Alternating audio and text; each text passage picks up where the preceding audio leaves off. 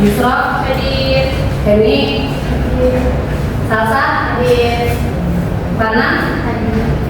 Winda, Hadir. Rena, Hadir. Juli, izin ada SK. Fitri, Hadir, Bu. Syifa, Hadir. yang izin cuma Dwi Rahayu ya. Oke, sebelum memulai pelajaran, marilah kita berdoa terlebih dahulu. Berdoa dalam hati, berdoa mulai. Berdoa selesai. Oke, jadi kali ini seperti yang Ibu sampaikan kemarin, kita akan mencoba praktikum sel elektrolisis ya. Jadi sebelum itu Ibu akan bacakan tujuan pembelajarannya terlebih dahulu. Itu murid mampu merangkai alat elektrolisis melalui kegiatan praktikum sederhana pada air garam dan cuka dengan apa? Murid mampu mengidentifikasi reaksi pada anoda dan katoda berdasarkan hasil pengamatan praktikum dengan benar. Terus murid dapat menjelaskan hasil praktikum elektrolisis berdasarkan data yang diperoleh secara logis dengan bahasa yang mudah dipahami. Oke, sebelum kita praktikum, Ibu mau mereview dulu ya materi yang sudah kita pelajari kemarin. Kemarin kita belajar mengenai sel elektrolisis. Nah, ada yang masih ingat apa itu sel elektrolisis? Proses penguraian suatu zat akibat adanya arus listrik, Bu. Ya, betul. Nah, di dalam sel elektrolisis itu terjadi perubahan apa? Listrik menjadi kimia. Nah, betul. Dari perubahan listrik menjadi kimia. Jadi sekarang kita akan membuktikan ya apakah benar listrik itu akan menghasilkan reaksi kimia dengan praktikum sederhana menggunakan baterai, air garam, air cuka, dan pensil. Tapi sebelum itu Ibu mau tanya, menurut kalian apa sih yang akan terjadi jika listrik itu dialirkan menggunakan air garam dengan air cuka? Ada yang mau mengasih pendapat? Saya, Bu. Ya, boleh Mbak. Menurut saya, buat tentu akan menghasilkan belum, tapi ada juga bisa jadi menghasilkan gas karena Oke, ada lagi yang mau ngasih pendapat? saya, Bu, menurut saya jika listrik dialirkan ke air garam akan muncul gelembung lebih banyak karena garam dapat menghantarkan listrik lebih baik. Oke, boleh. Oke, pendapatnya kita simpan terlebih dahulu ya. Kita akan membuktikan nanti di praktikum apakah benar pendapat kalian itu. Sebelum praktikum kita pre-tes terlebih dahulu ya. Boleh di-scan barcode-nya dan mengerjakan dibuka waktu selama 2 menit.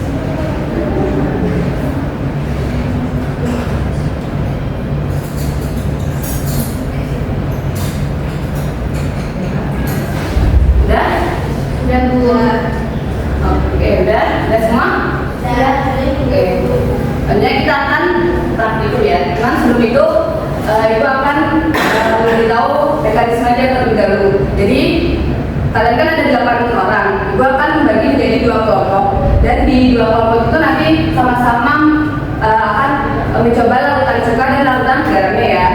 Oke, nanti dari Nur Fitri sampai mana kelompok 1, dari Yusro sampai Syifa kelompok 2. Oke, boleh bergabung sama kelompoknya sekalian menggunakan jasanya ya, jangan lupa.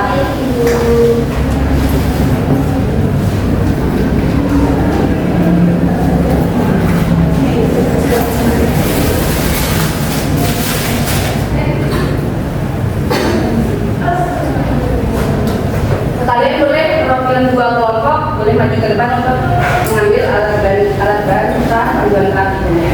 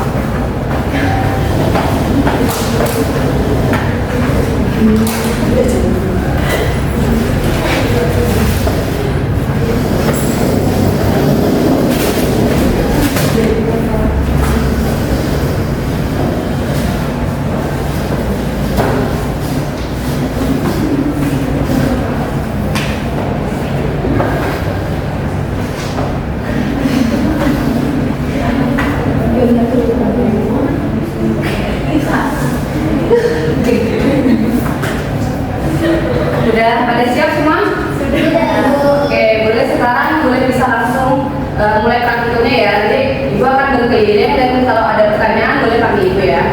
Baik, Bu.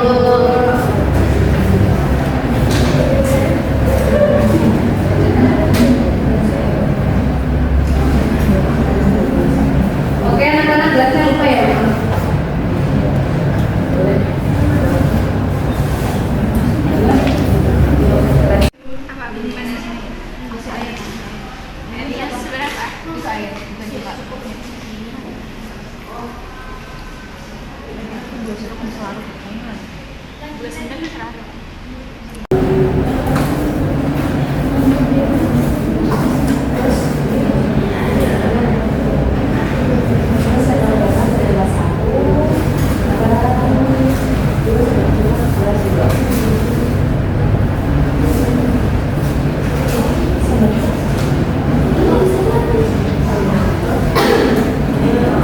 Kan sebagai dulu ya. Sampai lah. Boleh langsung bisa tambahin air juga nih. Kita buat larutan air sekalian. Sekalian. Nanti tambahin air.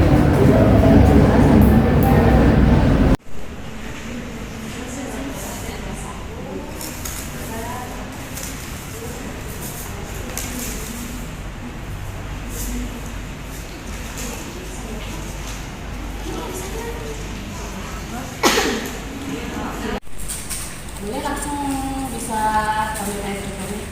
Kita buat larutan air juga nih. Sekalian. Iya. Nanti tambahin air ya.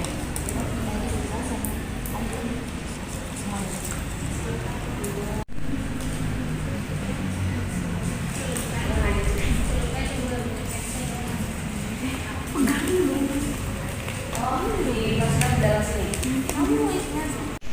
Jadi satu-satu. Boleh nanti ini yang buat larutan. Boleh dimasukkan ke sini. Harus yang tidak.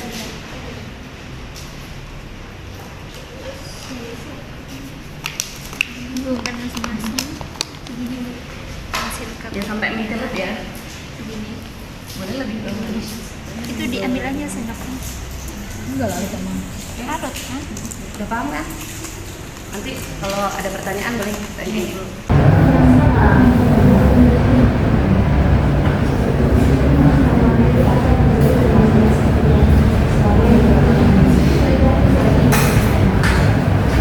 Gimana?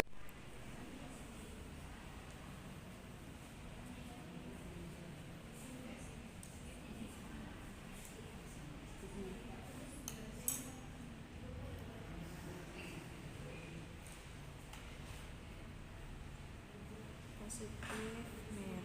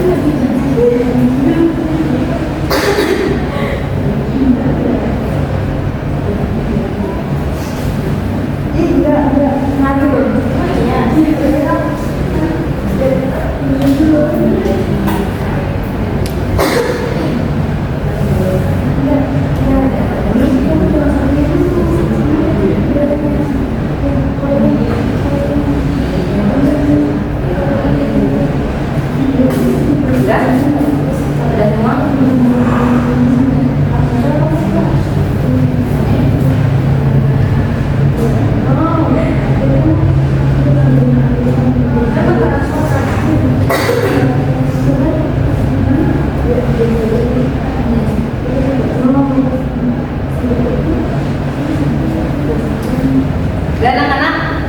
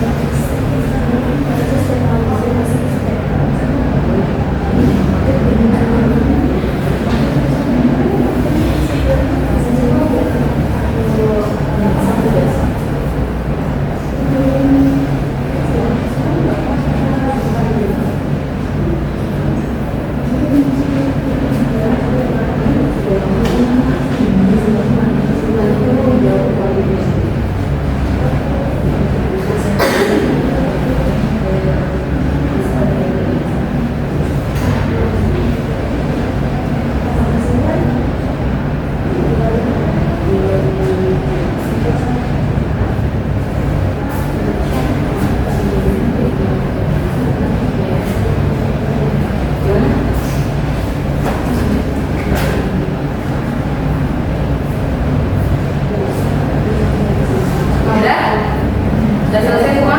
Sudah. Oke, saya mau minta perwakilan dari kalian menuliskan hasil dari data pengamatannya ya. Dari kelompok 1 terlebih dahulu.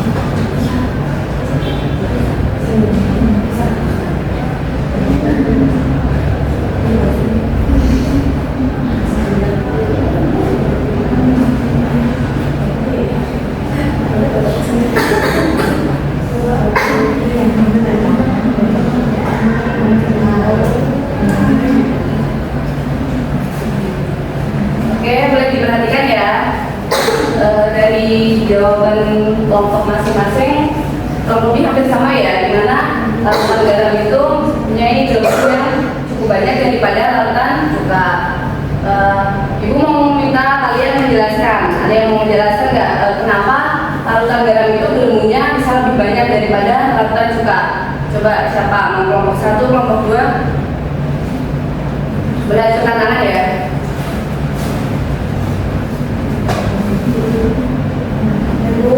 Boleh. Menurut kami dari kelompok 1, karena dalam air garam itu kalau itu lebih banyak ion, sehingga listrik lebih mudah mengalir. Jadi dia mengakibatkan reaksi elektrolisis berlangsung lebih cepat dan menghasilkan gelembung yang lebih banyak dan besar. Kelompok 2 ada yang mau menanggapi atau?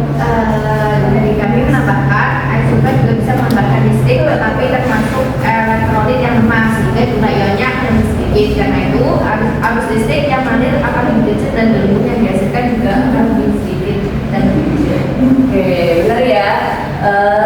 Dari kelompok 1 sama kelompok 2 udah saling melengkapi. Jadi benar yang materi dari sel elektrolisis di mana sel elektrolisis itu mengalami perubahan dari energi listrik menjadi energi kimia.